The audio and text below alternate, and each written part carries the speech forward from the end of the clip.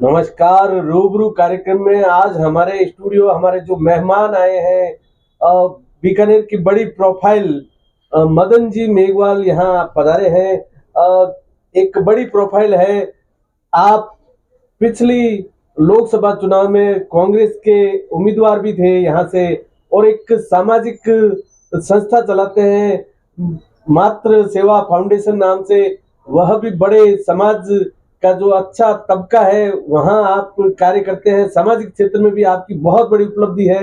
बातचीत करेंगे मदन जी से। मदन जी, लोकसभा वह अब बहुत नजदीक है। क्या लगता है इस बार क्या तैयारी है? लोकसभा का चुनाव 2024 में निकट होने वाला है। बहुत कम समय बचा है। तारीख कब होगी क्या होगी ये तो चुनाव आयोग तय करेगा, लेकिन पिछले जब चुनाव हुआ था उसको देखते हुए मई महीने में एक्सपेक्टेड है, और इसके लिए पार्टी स्तर पर भी पूरी तैयारी हो रही है।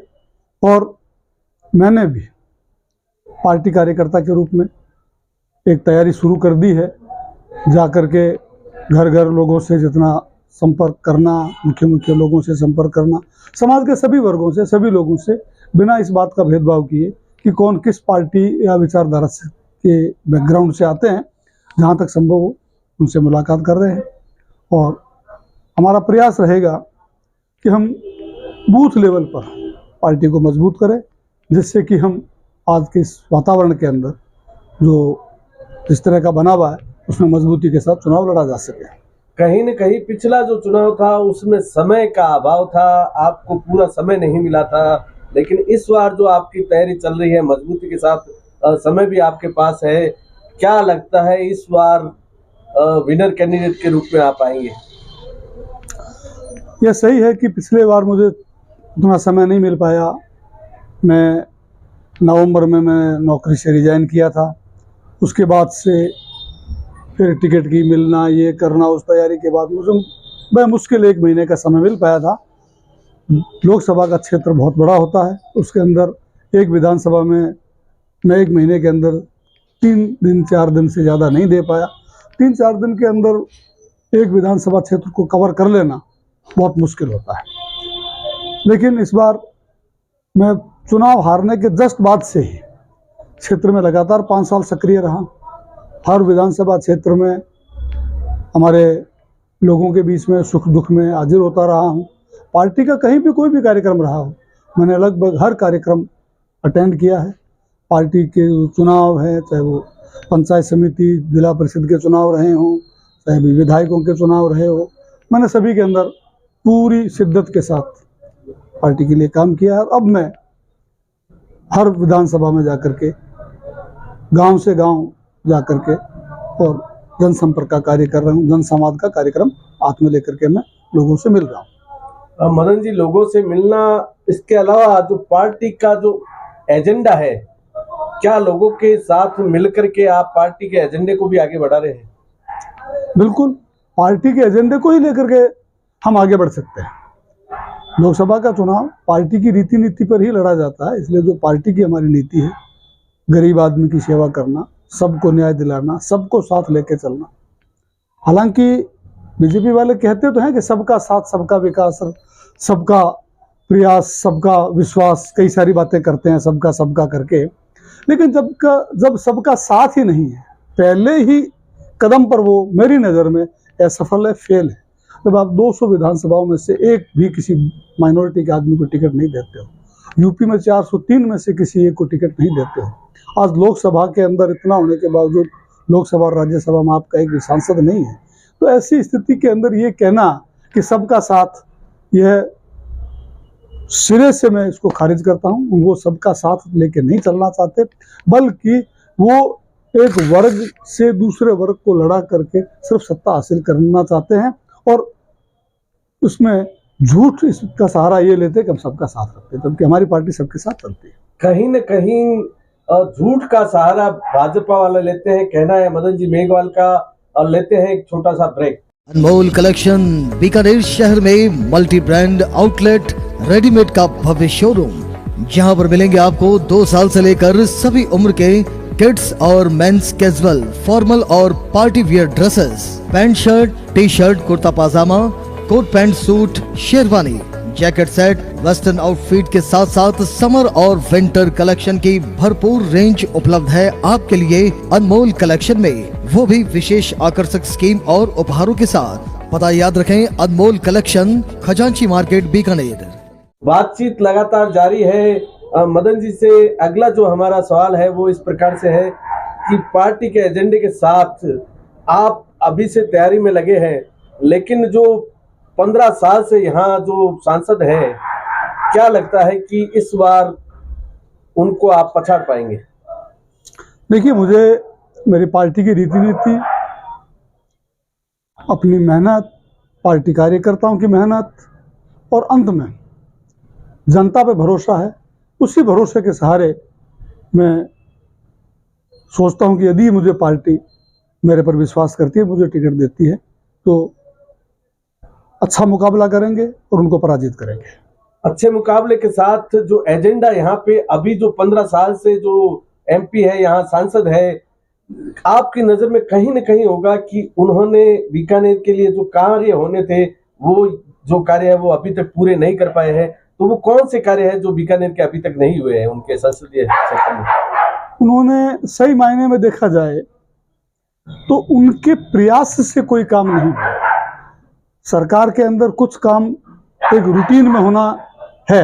कोई भी सरकार होती है, जनता का धन आता है, उस जनता के धन से विकास कार्यों में लगता है और उसमें कहीं न कहीं कुछ आ जाते हैं। बाकी इन्होंने जो मुख्य रूप से जो 3 मुद्दे लिए थे, रेलवे फाटकों का लिया था, ड्राई पोर्ट का लिया था और इसके अलावा एक मुद्दा उन्होंने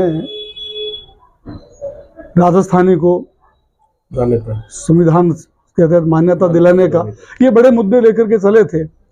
इसमें उन्होंने नहीं किया तो उसमें कोई आश्चर्य की बात नहीं। जब उनकी पार्टी के अध्यक्ष भी कहते हैं हम तो जुमले बेचते हैं, तो ये भी जुमले ही बेच रहे हैं। इन्होंने कोई ऐसा धरातल पे काम नहीं किया है जिसके लिए इनको क्रेडिट दिए जा सके। बाकी रूटीन में काम होना एक अलग बात है। वर्तमान में केंद्रीय मंत्री की कहीं न कहीं बात करें, केंद्रीय मंत्री साहब के पास कानून का जो विभाग है वो उनके पास है, और कहीं लगता नहीं कि बीकानेर को जो है हाई कोर्ट की बेंच मिलनी चाहिए या कुछ ऐसा मिलना चाहिए जो इनके पावर क्षेत्र में आता है? बिल्कुल, ये उनका क्षेत्र है और जब यहाँ पर हाई कोर्ट की बेंच की मांग को लेकर होती थी और ये विपक्ष में थे, तब ये खुद जाते भी थे, उन आंदोलनों में जाते भी थे, भाग भी लेते थे। लेकिन मुझे लगता है कि अब वो इस विषय पर बात करना भी पसंद नहीं करेंगे।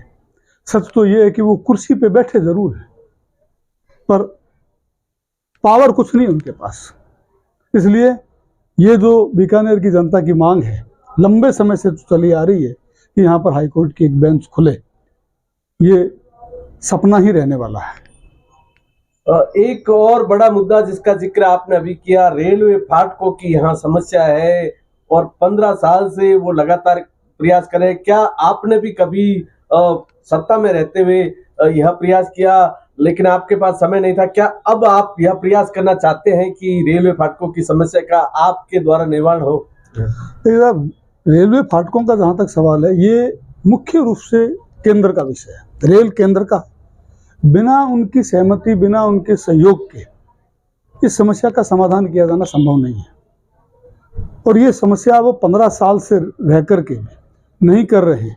पहले कभी ऐसी ऐसी बातों का कह देते हैं जो प्रैक्टिकली संभव नहीं है और लोगों के बीच में उछाल देते हैं कि नहीं हम तो यहाँ क्या है वो फ्लाईओवर या वो बना देंगे, कभी ये बना देंगे। भाई हमारे यहाँ पर बिल्कुल इसके सामने कोर्ट गेट है, ये एक हेरिटेज। तो ऐसी चीज के बारे में विचार करें जो वास्तव में व्यवहारिक रूप से संभव है। मेरी नज़र में अगर इसका सही ढंग से उपाय है तो यही है कि जो स्टेशन है इसको शहर से बाईपास बिछा करके रेल लाइन और इसका किया जाए, वो एक व्यवहारिक कदम हो सकता है। बाकी सब बातें कहते रहेंगे। आज जैसे अंडरपास करोगे तो यहाँ से जो व्यापारी भाई है उनको नुकसान होता है, वो विरोध करेंगे। आप ऊपर से ले जाने की बात करोगे तो ये यहाँ पर फिजिबल नहीं है। अगर है तो फिर करके दिखाएं, खाली कहते क्यों है? कहीं न कहीं जो बड़े शहर है, जो मेट्रो सिटीज है, वहां भी बीच से होकर रेलवे लाइन जाती है, तो फिजिबल यदि नहीं है तो फिजिबल करके दिखाना चाहिए। ये राजनीतिक एक विचारधारा प्रतिपादित करती है। तो फिजिबल होते हुए भी ये कार्य नहीं हो रहा है, तो इसके पीछे बड़े कारण क्या हो सकते हैं? देखिए, वैसे तो एक टेक्निकल इश्यू है। इस इश्यू के बारे में ज़्यादा तो उन्हीं को बताना चाहिए, क्योंकि मुझे अभी तक इस चीज़ का अवसर ही नहीं प्राप्त हुआ है। जब अवसर प्राप्त होगा तभी तो मैं अधिकारियों के साथ बैठ के ये करके और उसके साथ कोई रास्ता निकालने की बात की जा सकती है। उनके पास 15 साल से सांसद है, 10 साल से मंत्री है, कैबिनेट केंद्र में मंत्री है, तो उनको निकालना चाहिए। रेलवे के अधिकारियों से, इंजीनियर से, स्टेट के जो इंजीनियर्स है उनसे बैठ करके, तो अल्टीमेटली रास्ता वो बताएंगे। मैं इसके लिए अर्जुन राम जी को दोष नहीं दूंगा कि वो खुद क्यों नहीं कर रहे। ये काम जिनका है वो करेंगे, लेकिन उनका काम ये है कि वो जो रास्ता बताए उसको सरकार से मंजूर करवा कर उसको आगे बढ़ाए। एक सवाल और है हमारा बनता है कि यहाँ पर आप जो है राजनीतिक क्षेत्र के अलावा एक फाउंडेशन भी चलाते हैं, और वह फाउंडेशन क्या क्या काम करता है समाज सेवा में, उस पर भी आप थोड़ा प्रकाश डालें। दे मदर केयर के नाम से एक हमारा पारिवारिक ट्रस्ट है। इसके अंदर हम सब परिवार के हैं और अभी तक हम इसके अंदर अपने संसाधनों से ही काम चला रहे हैं। इसके तहत हमने पीबीएम हॉस्पिटल के अंदर 6 वार्ड गोद लिए हुए हैं, जिसमें नीचे हैं IJ और K, ऊपर PQR। और इनके सामने एक पहले ऐसा एरिया पड़ा था जो बिल्कुल कचरा पट्टी वगैरह ये थी, तो उसको सारा करके और लोगों को, जो मरीजों के साथ अटेंडेंट होते हैं, वो एक गरिमा के साथ बैठ सकें, गरिमा के साथ भोजन कर सके, उसके लिए एक रेस्ट एरिया टाइप तैयार किया है, जिसके अंदर ऊपर शेड है, नीचे टेबल्स वगैरह लगाई गई है ताकि वहाँ बैठ के आराम से गरिमापूर्ण ढंग से भोजन कर सके। तो इसको ये ध्यान में रखते हुए कर रहे हैं। इसके साथ साथ खेलकूद के क्षेत्र में अब आगे प्रयास है कि शिक्षा के क्षेत्र में, नशा मुक्ति के क्षेत्र में हम काम करें। हमने समाज में व्याप्त कुरीतियों को समाप्त करने की दिशा में भी काम किया था, चाहे भले वो उस ट्रस्ट के तहत नहीं किया हो, लेकिन हमने उसमें भी किया था, जिसमें मृत्यु भोज के निवारण के बारे में भी था। दहेज जो एक हमारी बड़ी समाज की कुरीति है, उसके निवारण के लिए हमने किया। और उसका प्रभाव मैं आपको बताऊं कि 2008 के बाद से हमारे घर में, चाहे भले हमारी बहनों के हों और हो, चाचा में और मैं, जितने भी लड़कियों और लड़कों की हमने शादी करी है, उस सब को हमने बिना दहेज किया है। और उसके अंदर हम जाकर के आगे होकर के लड़की पक्ष से ये हाथ जोड़ के अनुरोध करते हैं कि भाई ये हमारी आपसे एक निवेदन है और हमारी कोई नहीं है कि इसमें आप हमारा सहयोग करें। और मुझे ये कहते हुए गर्व है कि इस काम के अंदर हमारे जितने भी संबंधी बने हैं, उन सब ने भी बहुत आगे आकर के खुशी खुशी हमारे इस प्रपोजल को स्वीकार किया और सहयोग किया। अभी पीछे विधानसभा चुनाव हुए थे, उसमें राजस्थान में कांग्रेस की सरकार थी, राजस्थान में मुख्यमंत्री जी ने बहुत सारी जो जन कल्याणकारी योजनाएं चला रखी थी, लेकिन फिर भी कांग्रेस को हार का सामना करना पड़ा। क्या कारण रहे उसके पीछे? क्या इन गलतियों को सुधारा जाएगा? देखो, इस बारे में ऊपर के लेवल पर मंथन हुआ है और मंथन में जो भी कुछ सामने आया है कि भाई ऐसे क्या कारण रहे कि जिनके कारण से इतना अच्छा काम करने के बावजूद भी सरकार रिपीट नहीं हो सकी। जब नहीं हुई है, ये बिल्कुल सबके सामने है, और नहीं हुआ तो निश्चित रूप से हर चीज़ के पीछे कोई न कोई कारण जिम्मेदार होता है। अब कुछ कारण राजनीति है, मैं दोष तो नहीं दूंगा, उनका काम है, हमारे जो विपक्षी है कि वो झूठ, साज, भ्रम, नफरत, घृणा, जैसे भी किसी न किसी प्रकरण, ये इनके इन प्रकरण सत्ता प्राप्त करने के लिए करते हैं। उन्होंने कई चीज़ों के झूठे भ्रम फैलाए। आज उन्होंने ये कहा भाई अपराध बढ़ गए हैं, जबकि सच्चाई ये थी कि अपराध नहीं बढ़े थे, मुकदमे बढ़े थे।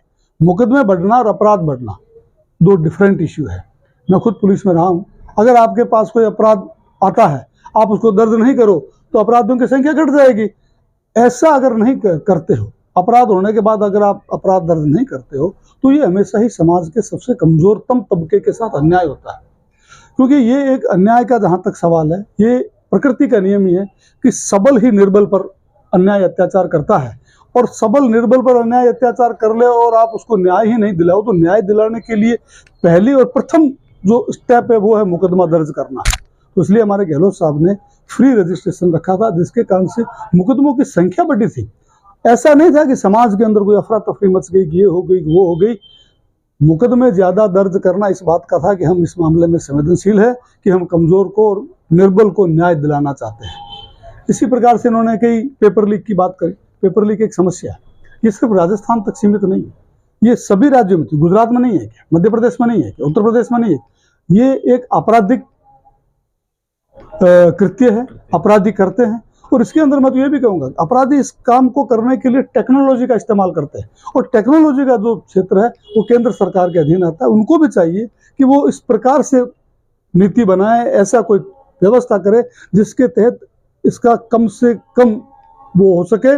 और परीक्षाएं, वास्तव में पेपर लीक होना बहुत दुर्भाग्यपूर्ण है। एक विद्यार्थी लंबे समय तक तैयारी करता है, काफ़ी उसके लिए उसका धन व्यय होता है, उसमें बहुत सारे बच्चे ऐसे होते हैं जो बड़ी मुश्किल से यहाँ तक पहुँच पाते हैं। उनके माता पिता बड़ी तकलीफें देख करके उनको वहाँ तक भेजते हैं। अगर परीक्षा नहीं होती है तो उनके माता पिता को और बच्चों के साथ बड़ा अन्याय होता है, और ये होना चाहिए।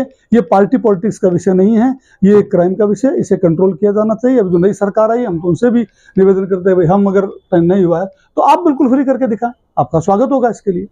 और लेते हैं एक छोटा सा ब्रेक, बातचीत लगातार जारी रहेगी। गोलछा स्टोर बीकानेर में स्वादिष्ट ब्रांडेड खाटा, सभी तरह के जायकेदार अचार, चूरी, सुपारी, माउथ फ्रेशनर और मुरब्बे में सालों से ग्राहकों के विश्वास का नाम, क्योंकि यहाँ मिलते हैं ग्राहकों को सभी प्रोडक्ट्स नंबर 1 क्वालिटी के साथ। और जी हाँ, ये सभी प्रोडक्ट्स आपको हमारे यहाँ मिलते हैं होलसेल के दामों पे। बीकानेर में नंबर 1 और सुप्रसिद्ध आपका अपना गोलछा स्टोर, पता याद रखें, कोट गेट, सट्टा बाजार, बीकानेर। आगे का हमारा एक छोटा और सवाल है मदन जी से। मदन जी, राजनीतिक एजेंडा अलग होता है, पार्टियों का एजेंडा अलग होता है, लेकिन क्या मदन मेघवाल एक व्यक्तिगत एजेंडा बीकानेर के लिए एक नई सोच लेकर चलते हैं? क्या आपने अपना पर्सनल एजेंडा भी बनाया है जनसेवा का? देखिए, मुख्य रूप से तो पार्टी का ही एजेंडा होता है, हाँ, लेकिन मैंने भी अपना मुख्य रूप से ये सोचा है कि ये जो क्षेत्र है ये कृषि प्रधान और पशुपालक प्रधान का प्रदेश है, और हमारा बीकानेर पश्चिमी भाग विशेष रूप से इसमें वो होता है। अब हमारा बीकानेर खनिज के मामले में भी एक अच्छा स्थान रख रहा है। पापड़, भुजिया, रसगुल्ला का ये जो व्यवसाय है, ये तो शुरू से था ही। तो इसमें जितना भी जो भी कुछ आगे से आगे तरक्की हो सके, तो इसके लिए इन व्यवसाय से जुड़े लोगों के साथ बैठ करके उनसे विचार विमर्श करके कि वो क्या चाहते हैं, किस तरह से है। क्योंकि खाली ऐसी बात कह देना जो संभव तो नहीं होती, खाली बस दिखाने के लिए करनी, ऐसी बातें करने से फायदा नहीं। बैठ करके इसको और आगे बढ़ाने का प्रयास करेंगे। कल एक यहाँ पे इनॉग्रेशन हुआ था, ओएनजीसी कंपनी यहाँ आई थी, तेल, गैस और जो अन्य रिसोर्सेज है उसके लिए उन्होंने यहाँ पे, लेकिन पीछे हम जाकर देखते हैं तो बाड़मेर में भी बहुत समय पहले ओएनजीसी को यह दिया था, लेकिन वहां उसको कुछ हासिल नहीं हुआ था। उसके बाद में केन एनर्जी आई जिसने तेल निकाला। क्या नहीं लगता कि यहाँ भी ओएनजीसी को देने से कोई बड़ा लाभ नहीं होने वाला? देखिए, वैसे तो टेक्निकल इश्यू है, मुझे इस बारे में इतनी जानकारी नहीं है कि किस तरह का तेल है, कितना भंडार है, कैसे है, क्या नहीं है, और उसका दोहन कैसे किया जा सकता है, ये एक टेक्निकल विषय है। अभी जैसे आपने बताया, यही अभी हमने 1-2 दिन में थोड़ा बहुत अखबारों के माध्यम से सुना है, उसकी पूर्ण जानकारी अभी नहीं है। लेकिन ये सही है कि अगर पर्याप्त टेक्नोलॉजी, पर्याप्त छूट जो कंपनी आए, उसको एक सहयोग भी मिलना चाहिए, छूट भी मिलनी चाहिए। इन सब चीज़ों के करके करेंगे तो अच्छा होगा, और अगर ऐसा होता है तो हमारे बीकानेर की जनता का लाभ होगा इसमें। कांग्रेस की यदि सरकार आती है यहाँ, मदन जी मेघवाल जो यहाँ परिवर्तन चाहते हैं, कौन से ऐसे बड़े कार्य होंगे जो बीजेपी के एजेंडे में है और वह मदन जी द्वारा यहाँ सफल होंगे? देखिए, मैं उनकी तरह ऐसे झूठे सपने बेचने करने का ये काम तो नहीं करूँगा, लेकिन जैसे मैंने पहले बताया कि जिस तरह की हमारी ये समस्याएं हैं, इन समस्याओं के निराकरण के लिए वास्तविक तौर पर क्या किया जा सकता है बेस्ट, जैसे फाटकों की समस्या भी है, हालांकि कुछ थोड़ा बहुत निराकरण हुआ है। अम्बेडकर सर्किल के सामने अंडरपास बन जाने से थोड़ी सी लोगों को राहत मिली है, हालांकि उसमें अभी भी काफ़ी कुछ किए जाने की ज़रूरत है। वो मैं समझता हूँ अभी पर्याप्त नहीं, उसकी चौड़ाई बढ़नी चाहिए, पुल की चौड़ाई अभी कम है। तो इस तरह के जितने भी हमारी समस्याएं हैं मुख्य रूप से, उन पर व्यवहारिक रुख अपनाते हुए और टेक्निकली जो फिजिबल है, टेक्नोलॉजी देखो डे बाय डे इम्प्रूव होती है, चेंज होती है, तो उस समय किस तरह की टेक्नोलॉजी उचित रहेगी और कौन सी टेक्नोलॉजी काम करेगी, वो समय के साथ देखा जाएगा। ट्रैफिक की एक बड़ी समस्या है। अभी चौखुटी फाटक पे लगातार एक्सीडेंट होते आए हैं, जो क्या लगता नहीं मदन जी कि यहाँ ट्रैफिक की व्यवस्था में सुधार होना चाहिए? ट्रैफिक की समस्या वास्तव में ही अभी न केवल बीकानेर की, मैं समझता हूँ पूरे देश की एक बड़ी समस्या बन गई है। हमारे देश में रोजाना हजारों की तादाद में टू व्हीलर से लेकर बड़ी गाड़ियों तक सड़क पे आती है। जो गाड़ी एक बार सड़क पे आ जाती है, सामान्य तौर पर देखें तो 15 से 20 साल तक सड़क पे रहती है। तो ऐसे में जितना ट्रैफिक लोड बढ़ रहा है, उस अनुपात में ट्रैफिक की व्यवस्थाएं या उसके लिए जो और करनी चाहिए, पुल है, चौड़ाई है, ओवरब्रिज है, ये जितनी भी चीज़ें हो सकती है, उसमें अभी तक बहुत काम किए जाने की ज़रूरत है। हर चीज़ राजनीति का मुद्दा नहीं होता, ये राजनीति के मुद्दे नहीं है, ये जनता की सेवा के मुद्दे हैं। सभी को करना चाहिए, जिसने भी जितना किया, जैसा भी आप चौखुटी का बताया, एग्जैक्टली तो जो बताने वाले बताएंगे, लेकिन मोटे तौर पर जो मैंने भी देखा है और किया है, एक थोड़ी सी शायद उस पुल की डिजाइन में कुछ प्रॉब्लम है। वो जो इधर से एकदम से घूमते हैं, स्पीड में होते हैं, सड़कें बहुत अच्छी बन गई हैं, ये हो गई है, तो नेचुरली गाड़ियों की स्पीड ज़्यादा हो गई, जो नियंत्रित जिस स्पीड में चलाना चाहिए प्राय चालक उसमें चलते नहीं है, तो विपरीत परिस्थिति आती है, फिर वो कंट्रोल नहीं कर पाते हैं, तो उसका खामियाजा एक्सीडेंट के रूप में आता है, जान जाती है, बहुत बहुमूल्य होती है, जिसके भी घर में होता है, उस पीड़ा को उसको ही लोग समझ सकते हैं। ये है मदन जी मेघवाल, आज हमारे स्टूडियो आए, आपने विचार रखे। आप लोकसभा चुनाव 2024 की तैयारी कर रहे हैं और आप एक सपना लेकर चल रहे हैं कि यदि आप सांसद बनते हैं तो विकसित बीकानेर की एक तस्वीर पेश करेंगे। हम आपसे यही उम्मीद रखते हैं कि निश्चित तौर पर एक विकसित बीकानेर के रूप में आपका प्रॉपर सहयोग यहाँ बीकानेर वासियों को मिलता रहेगा। मदन जी के लिए बहुत बहुत शुभकामनाएं। धन्यवाद। धन्यवाद साहब, बहुत बहुत धन्यवाद।